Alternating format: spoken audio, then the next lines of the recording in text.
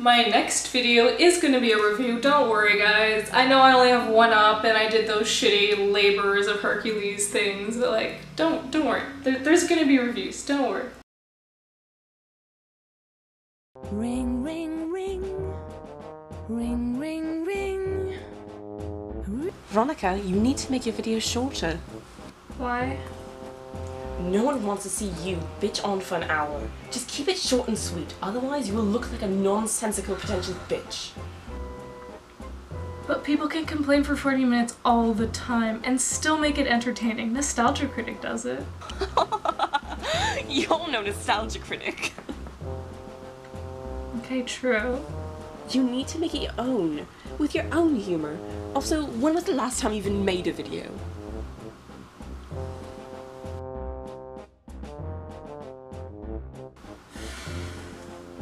A while, stupid school. Ugh. Finally done my homework. I have a short break until they give me more homework. I'm gonna play some Guild Wars. Ring, ring, ring. Ring, ring, ring. Of course it's you. Hello? Do your fucking video! Fuck, okay, Jesus Christ. 7 videos in and I've given up on wearing makeup? That sounds about right.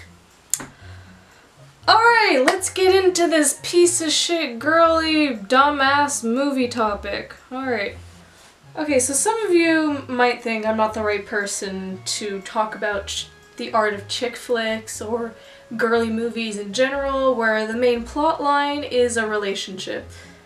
I've never really liked them growing up. I still don't like them. I find relationships should be the background of any plot point. But there are some that I do like. There are some exceptions to the rules that go beyond just the regular chick flick formula, I guess you could say. But there's one thing that's important to note about this certain chick flick. It came after the phenomenon we like to call Twilight. That dark hole that no one wants to talk about. You didn't have to live there, guys. You didn't have to be a girl while Twilight was happening. Just... And I mean, there's a lot of evidence that you can see while watching this movie that they are trying to copy off of Twilight, or at least get on the Twilight bandwagon. As a concept, a modern Beauty and the Beast does kind of intrigue me. And it could work well given in the right hands. Not to mention that they had to compete with 2 well-established franchises with huge fandoms. So how do they do?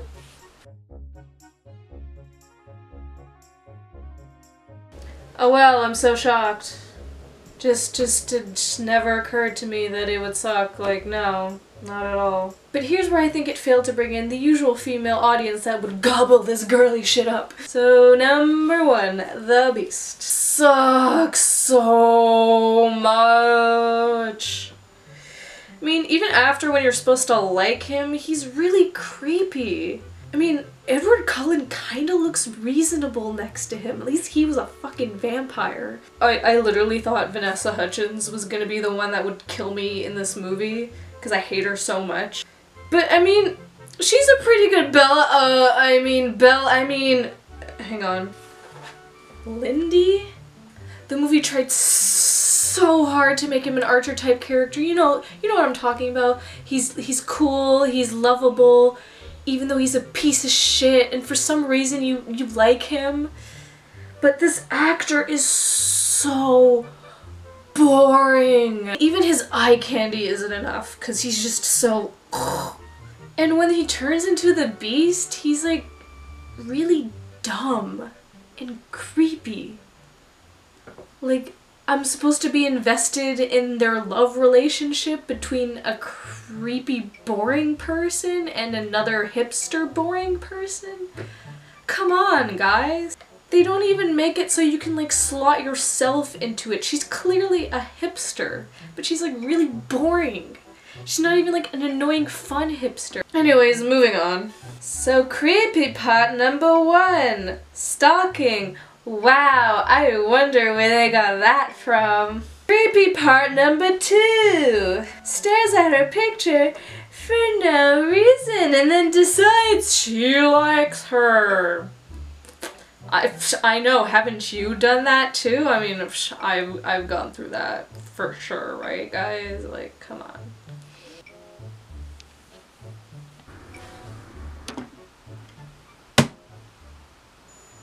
Stupid pot number 1 convinces her dad that she should live with him and gives no reason why the dad should trust him. Doesn't that just happen every day with you? Like, come on, guys. He seems like a reasonable person. Like, I'd give my daughter to him even when I'm running from the mafia or whatever the fuck he's running from. Like, for sure. Come on. Don't we all? Stupid part number 2 wears a fucking ski mask to give her shallow gifts so that she likes him. What? It just boggles me that the thought process that someone have to go to. They go, okay, I'm trying to get this girl to like me, so I'm gonna wear a ski mask so she can't see how ugly I look. That's a good plan, right? Doesn't look weird at all.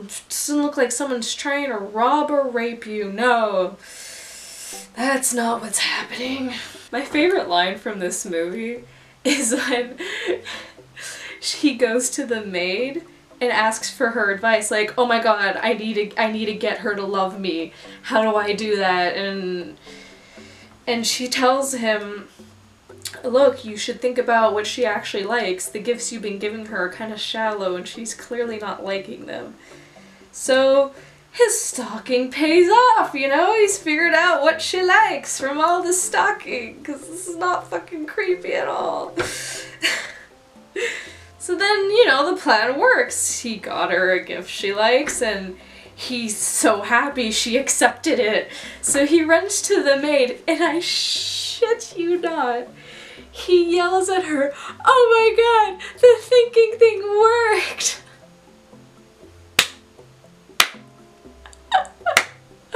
Thank you, movie. I don't even need to try, just like you. Number 2 on big stupid failures. Goth equals ugly.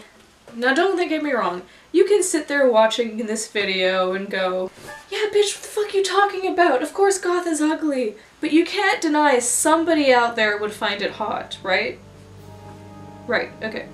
And that's why many iterations of Beauty and the Beast have him become a creature, a monster, a hairy, disgusting thing. Even the new Disney adaptation has him looking like a beast. Because, okay, let's not even go into the deep dark realm of furries, but no one's gonna find that hot. No one wants to fuck that, okay? And that's why it's so hard for him to break that curse. Because he thinks no one's gonna love him because he looks like a fucking animal. Swear to God, this is written by old people. You know the old people who go, oh, tattoos are so ugly. Why are these goth kids doing this? They're just going through a phase. They'll get over it. It's just so ugly and immature looking. Your hair is dyed a different color? Oh my god, that means you're unprofessional. Like, come on, guys. I mean, even his father won't live with him because he thinks he's too ugly. Like, seriously? They even go to this guy and go, oh, is there any way we can fix him? Is there any way we can change him? The guy's like, no, we can't. And I'm just like, you know we live in a world where there's makeup, right? You can just put concealer on him and try to, I don't know, anything? Put a wig? You can change it. Like, doing something like fucking tattoos and whatever thing he has here it's not enough for him to be ugly. He can clearly cover that up if he wants to. But no, he won't. He's lazy and he's ugly and no one will love him. But it just doesn't work in our modern day and age. If he actually looked like a hairy beast, monster, animal, yeah, there's no way of covering that. You can't put fucking concealer on that shit, okay? Like, come on, guys. I mean, the dad's so much of a piece of shit. He hires a blind teacher, played by Neil Patrick Harris, so that his son can continue with education, which I don't even know why he bothers, because he won't even let his son live with him or thinks he has any prosperities in life, but whatever. Fuck, the Neil Patrick Harris only teaches them pretentious poetry English anyway, so it doesn't even matter. Also, she doesn't think he's that bad, and I kind of genuinely believe her. Plus, when he was going to find the witch to be like, hey, you know, I could get this hot babe to fuck me if you give me more time, there's some random chick that goes up to him and goes, hey, you look awesome, or cool, or whatever the fuck she says. And like, yeah, he kinda does, in a weird way. But I guess she's a subhuman goth, unprofessional, washed out piece of shit, right? So who's gonna follow her opinion? And don't get me started on the witch, like, holy shit. They're trying to make it like, oh, she's ugly, no one will ever love you, and that's why he, like, doesn't go to the dance with her, but, like, pretends to. 'Cause he goes to her one day and he's like, oh, yeah, I'll go to the dance with you. Haha, funny prank, right? We're so gonna get her. Oh, yeah. But she's really hot, 'cause she's one of the Olsen twins. I mean, there's a hint of creepiness, I'm not gonna lie, but like, she still looks really good. So I don't understand why he goes, no one will ever like you. Why would you even think I like you? You're so ugly, nah, nah, nah, with your flawless skin and beautiful makeup and awesome outfits where I don't even know where the fuck you'd buy that from. Like, oh, no one will ever like you. Seriously, guys, come on. Number 3 on the big fuck-ups, the music. It just sucks. There's nothing else to put it. It's generic pop-ass music that I could get for free and put in a YouTube video and not get flagged because no one wants to claim that they created that. And it just, every time it starts playing, it takes you out of the mood. Like, there's this one scene that's kind of cool and sad where they break into a museum and he kind of tells her how shitty his life is and they kind of start to get to know each other. I thought that was kind of an okay scene. And then the music starts and I'm like, you just ruined it. I was getting into it. I was getting into this shitty fucking romance and you just ruined it. With this generic, oh god. I mean, it does exactly the opposite of what music is supposed to do in movies. Music is supposed to make you feel the emotion of what's happening, even more so than the imagery itself. It's supposed to take you to another world so you can invest it as much as the characters do. And every time they play that music, it's just like, oh, well, I just remember this is a shit movie. Thanks for reminding me. Would have flew past me if you didn't bring it up. Thanks, guys. So what minute golden nugget could be found in this pile piece of shit? Number 1, Neil Patrick Harris is fucking a delight.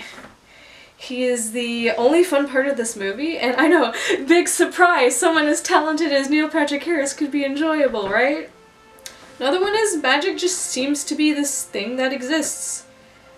No explanation. People just accept it's there. No one's witch hunted for it. And, I don't know, in movies that kind of have the need to explain it, the need to always hide it, it's kind of nice to just be like, yeah, magic exists. It's cool. Okay. Vanessa Hudgens didn't piss me off. She was a good Bella. Not a Belle, considering no Stockholm Syndrome, but, you know, whatever. And that's it.